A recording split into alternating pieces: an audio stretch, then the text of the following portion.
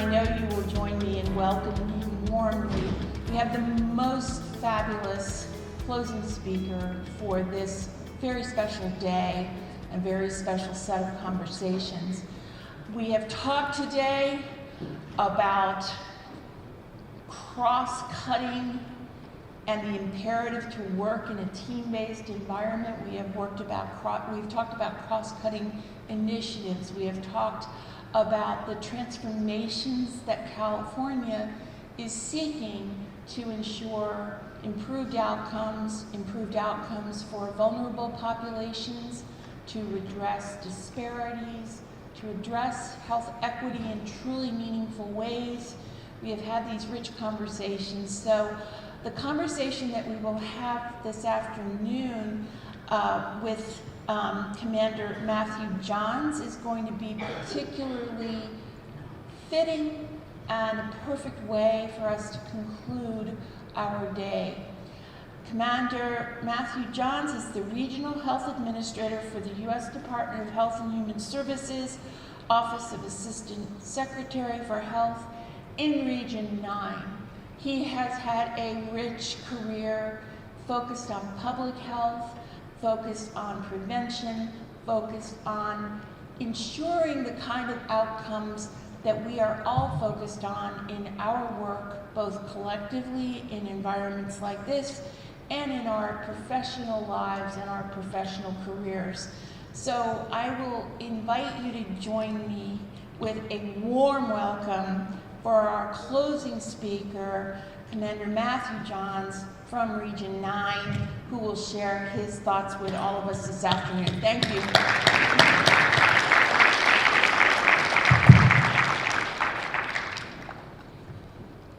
Well, thank you so much, Margaret. I want to begin by saying good afternoon, and again, thank you to the organizers. Thank you to Meredith, to Margaret, to Shelby, to Heather, all of the hard work that went on behind the scenes and in the lead up to this important forum.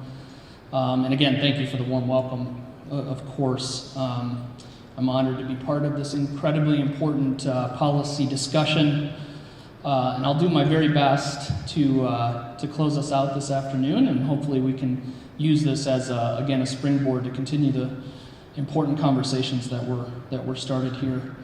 I wanted to also, again, thank the State of Reform for your continued leadership in the incredible work that you've done over the past year and years in multiple policy focus areas.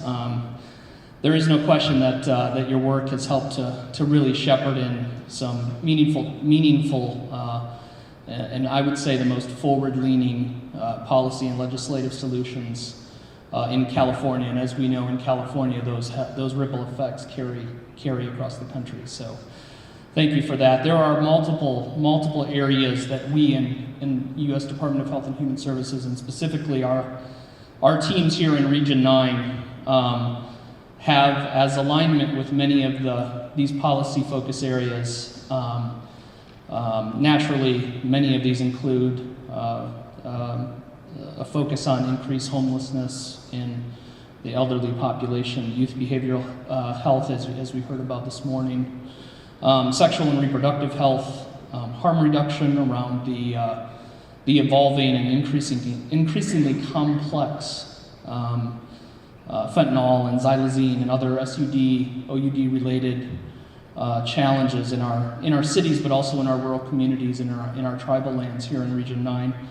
As mentioned, I'm the Regional Health Administrator for HHS. I serve as the Senior Public Health Official for Region 9, which includes Arizona, California, Nevada, Hawaii. We also have 3 territories in the Pacific, CNMI, American Samoa, and Guam. And then Region 9 also includes 3 independent countries in the Western Pacific. They are the Republic of Palau, the Republic of the Marshall Islands, and the Federated States of Micronesia. Region 9 also includes 157 federally recognized tribes. I wanted to talk a little bit about COVID, but I also wanted to talk about some of the important work that's going on, and it sounds to me like a lot of the conversations I sat in the session before this, there's a lot of really, really deep thinking around the continuity of some of these efforts that we all experienced during COVID and being able to move forward collectively together in some of these important areas. So I'm going to talk a little bit about COVID, but I'm going to really talk about some of what we're doing on the federal level, and specifically here in Region 9 and in partnership with California. Certainly the impacts of the last 3.5 years have been profound, as we all know, and have certainly permeated through every aspect of not just healthcare, but society as a whole, many of which are certainly still being measured, still being fully understood. I think we heard from, and forgive me, I refer to her as Melissa, she's a dear friend, my former colleague, Director Stafford Jones, this morning about the important challenges, but also solutions related to youth behavioral health. And many have seen some of the recent Surgeon General's advisories on the epidemic of loneliness and isolation, and then the companion piece, which is the social media and youth mental health Surgeon General's advisories that were released this past month. So as we are here talking about where we are in the current phase of the pandemic, it's also critical in my mind to somewhat look beyond health. So today I wanted to chat with you a little bit about some of the work that we're doing. Again, the shift from some of the pure health outcomes-focused efforts that we have, and look at a much more comprehensive state of well-being for those who we serve. This includes a new look at how we, the federal government, work together with the communities on individual, community, and organizational resilience. So I'm going to go through these infographics relatively quickly, and I apologize, there's a lot of information on it. I just wanted to say my contact information will be at the end. This is worth a deeper conversation with folks if there's interest. So please, I would love to engage more directly with folks as we walk away from this forum, but collectively walk together into the next phase of this. So I'm going to go ahead and get started. Hopefully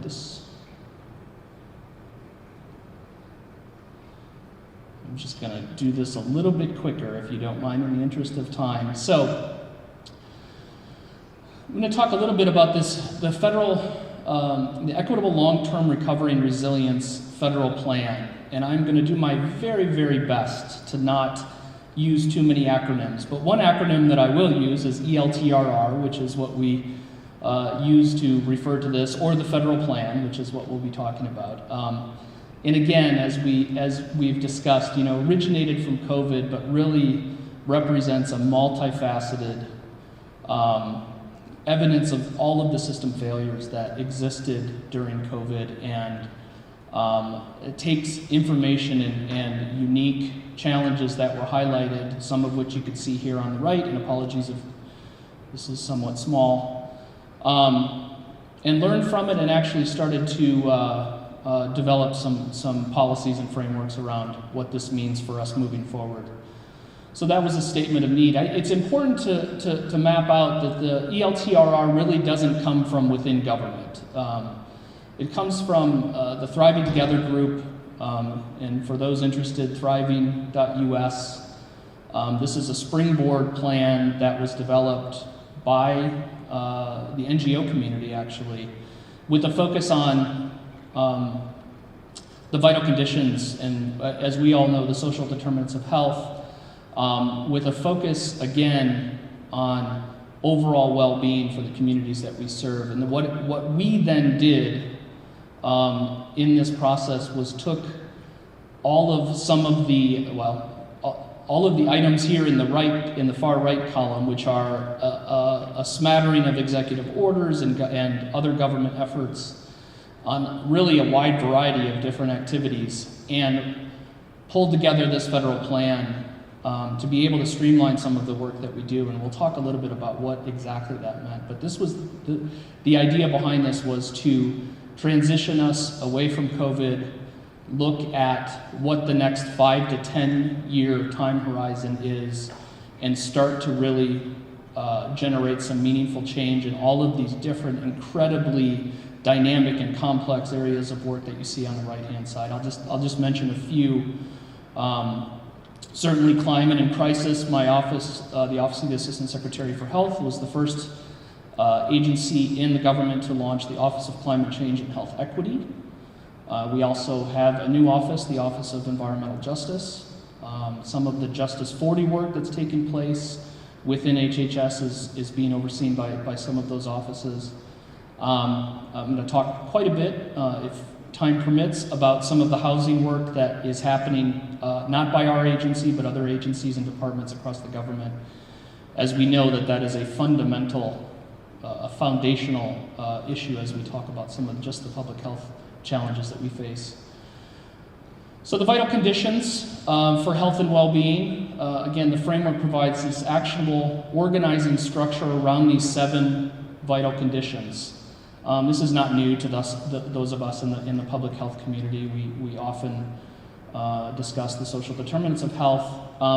Vital conditions are akin to that. I will say that as we lean in a little bit more on the issues of behavioral health and the important interface between mental and behavioral health, substance use disorder, these issues related to loneliness and isolation, this top item here, belonging and civic muscle, and the efforts around re-engaging with your society, re-engaging with the community for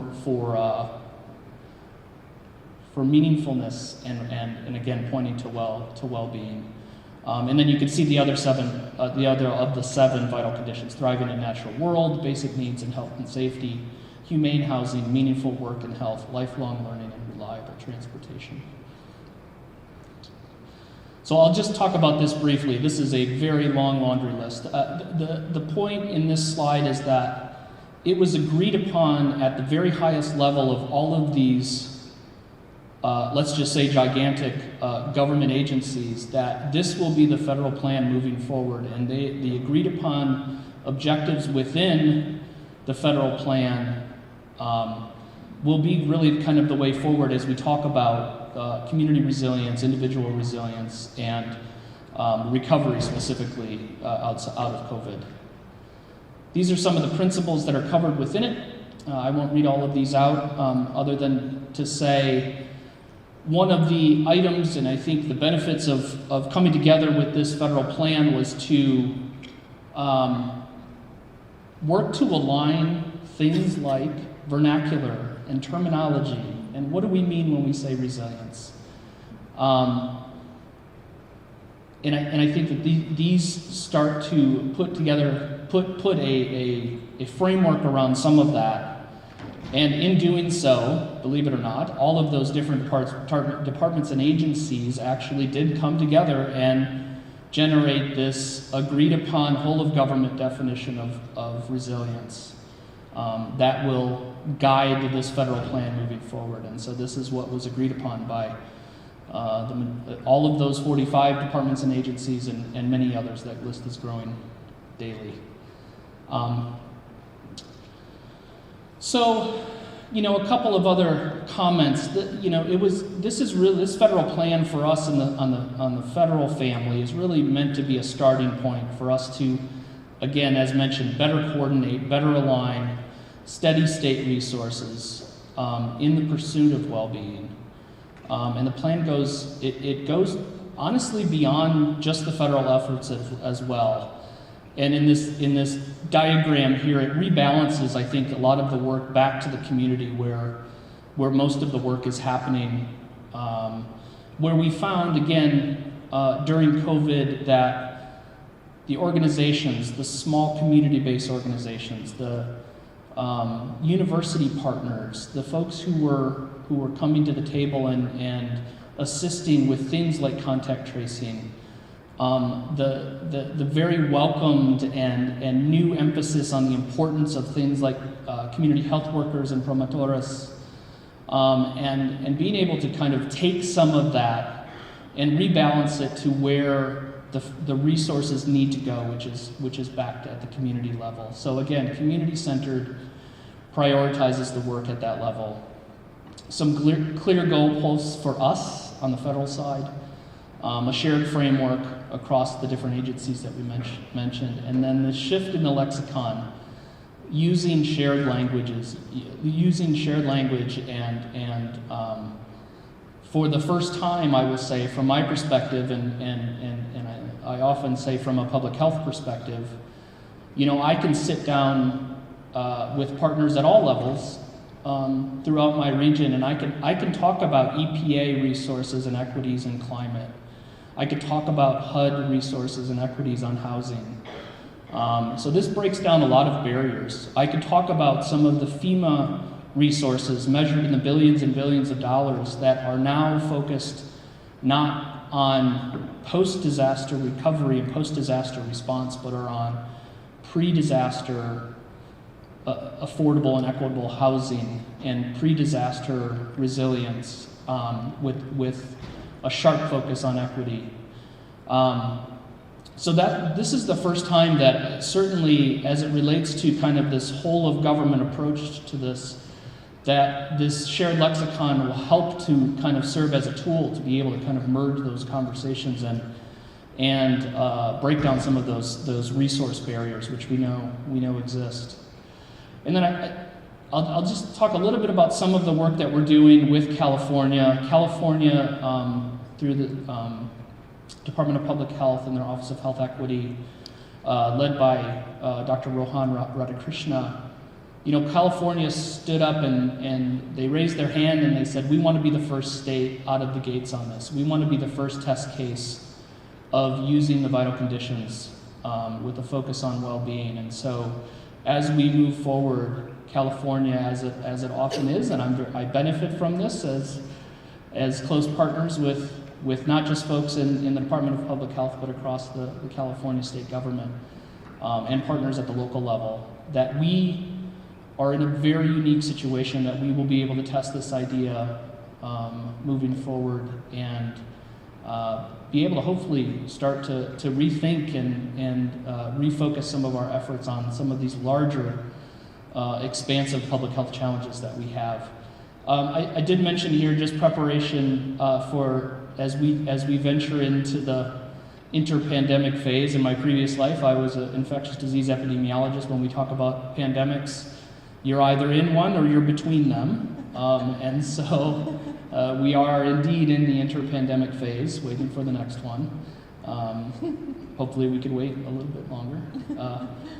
And then finally, just again, streamlining some of these efforts. I know this has been a topic of conversation, certainly within this forum, but also in much of the work that's happening in not just the health community, but in the social services communities, and the behavioral health space as well. Again, being able to kind of open the aperture a little bit in these discussions on housing and what that means, not just affordable housing, but equitable housing, what that means for some of the work in the environmental justice space in some of our communities that have been disproportionately impacted and affected by environmental contaminants in the communities in the housing units that they live. And then again, ongoing work on substance use disorder, harm reduction. These are all primary focus areas for us in HHS here in Region 9. As we know, the challenges are profound.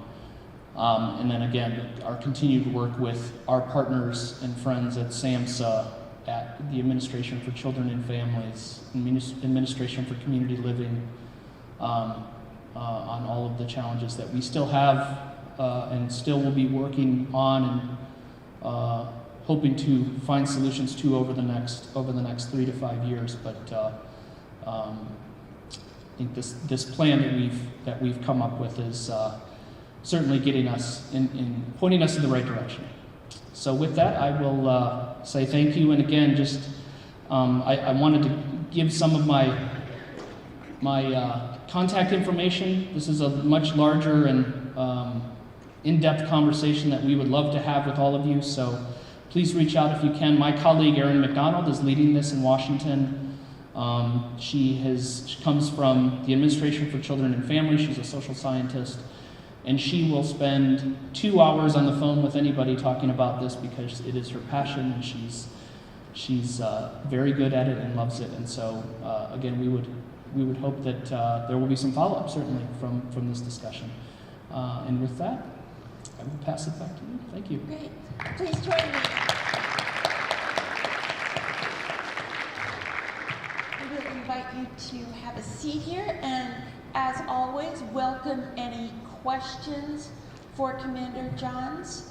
I think it's, as we're thinking about whether there are any questions from all of you this afternoon, it certainly seems as though, again, we have really had today a wonderful conversation about the profound nature of the systems change that we're undergoing here in California, and that the federal government is leading through the initiatives that we've talked about today.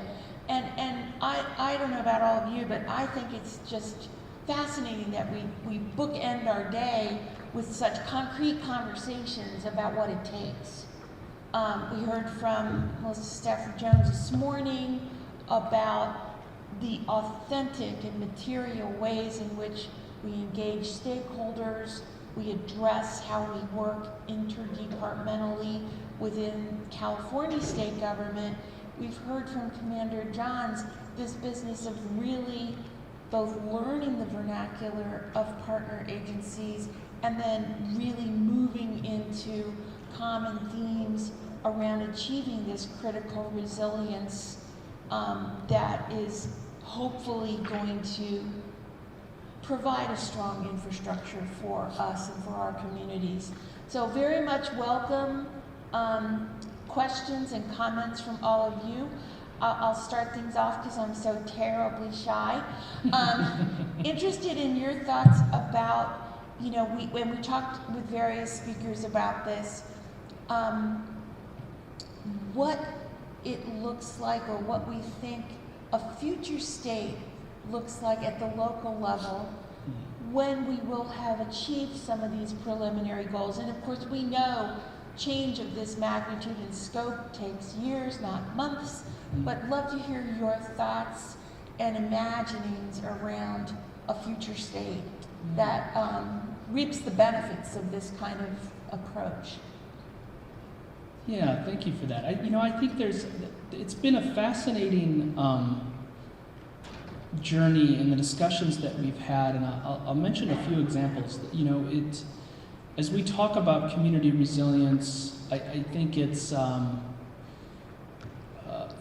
certainly here in the western states, in the western part of the country, we've been talking a lot about not just environmental justice, but also the climate impacts at the local level.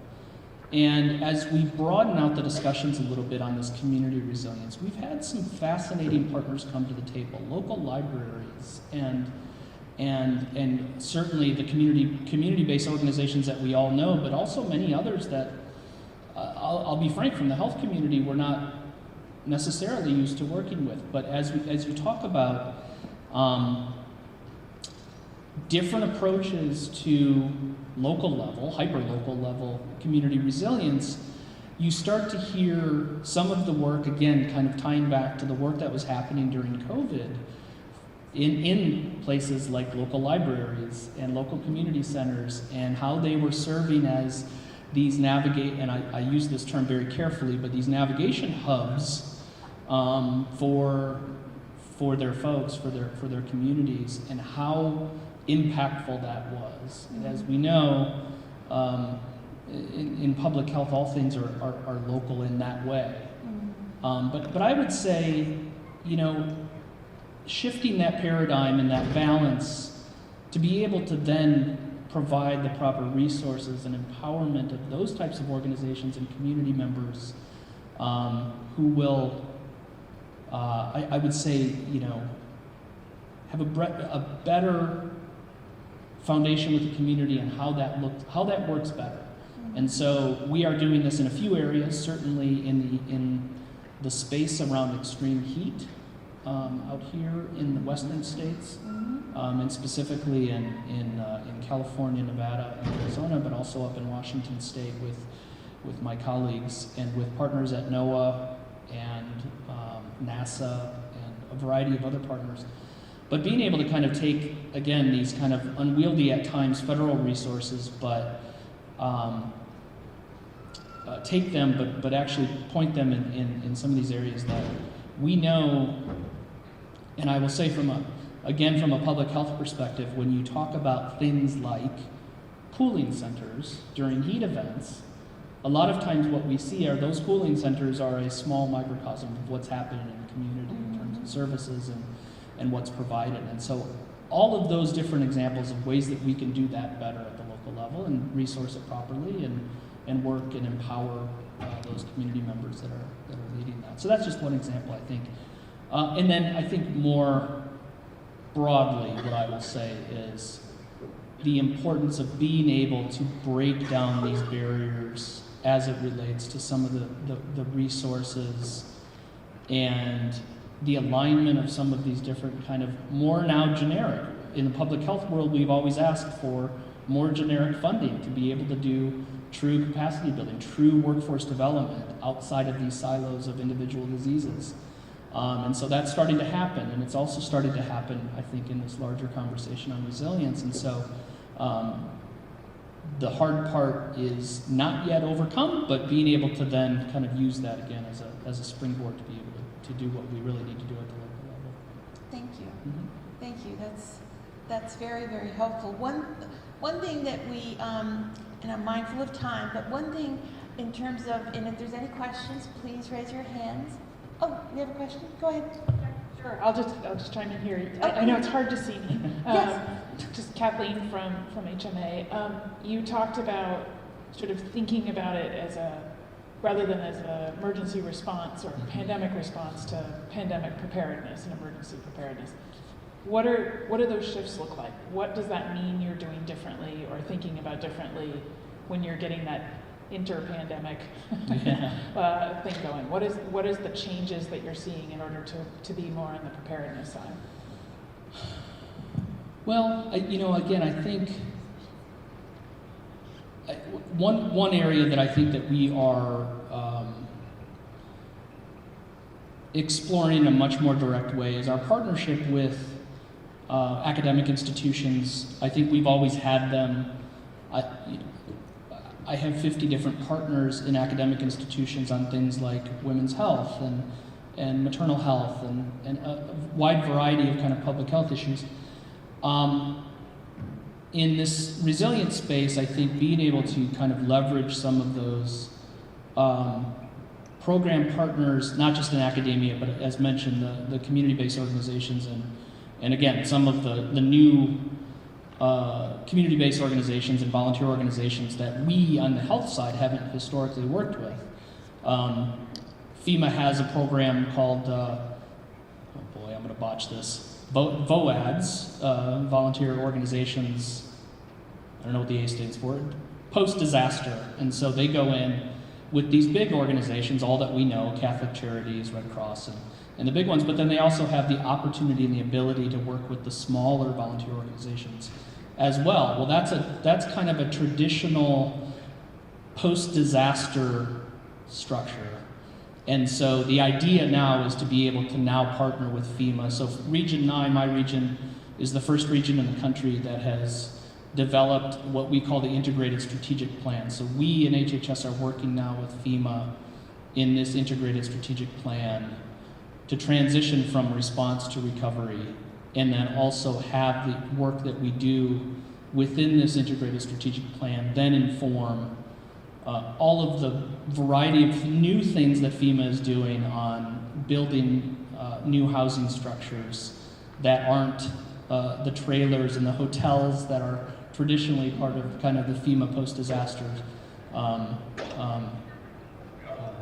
efforts. And so, we're hoping to actually use these different strategic plans to kind of venture into this new joint collaborative relationship.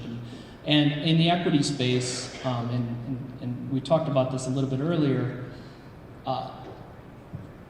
we talked a lot about health equity during COVID, and it was fascinating to me. Of course, we welcome that. There's always this really fascinating kind of coming together from what I often refer to as cats and dogs agencies who want to be part of this larger effort, Department of Transportation and everyone involved during COVID. And then the conversation started to shift a little bit, and we were talking about, okay, you're going to have a mobile vaccine unit that's sponsored by whatever agencies or partners, but as we know, that's all happening at the local level. That's all happening with the local faith-based groups or whoever it might be. And what was fascinating to me is that we actually were able to start having these really important conversations and open a dialogue on what equity means in these communities. And so that started a lot of this, and I think as we move forward, I mentioned FEMA again. FEMA was a big partner. They were the lead federal agency during COVID, and so they were an important part of all of this, certainly. FEMA, for the first time, 2 of their 3 top priorities now are equity and climate and environmental justice, and so there is a shift there. Now, how that looks and what that means, it will be the challenge for us over the next couple of years. But hopefully, as we talk about this 10-year time horizon, there will be certainly some meaningful change, hopefully, in the process. Thank you. Thank you very much. We are at the hour, but I am thinking about Commander John's kind invitation and generous offer to all of you to avail yourselves of his email address, the email address of his colleague in DC, Aaron, and invite conversations in your communities around resilience, this 10-year plan. Certainly, as we close, I would like to have all of you eventually join me in thanking Commander Johns for this conversation. But before we thank him formally, I'd like to allow you to give us any parting words thematically, other than, of course, taking you up on your kind invitation to promote this set of initiatives, this way of thinking, really, for all of our communities of interest. Any parting words other than to contact you? Yeah. Well, thank you, Margaret. It's I would just say that this has been an opportunity also for us in the health community, and again, with this really important emphasis on overall well-being. I think that it allows. I started as a community health worker, I won't date myself, but it was many, many years ago. And so, you always kind of go back to where you came from. And so, being able to kind of take some of those core kind of fundamental principles of why you got into public health, but then also the idea of broadening that conversation and bringing new people into that is really what we are trying to achieve right now in a lot of this, which requires work.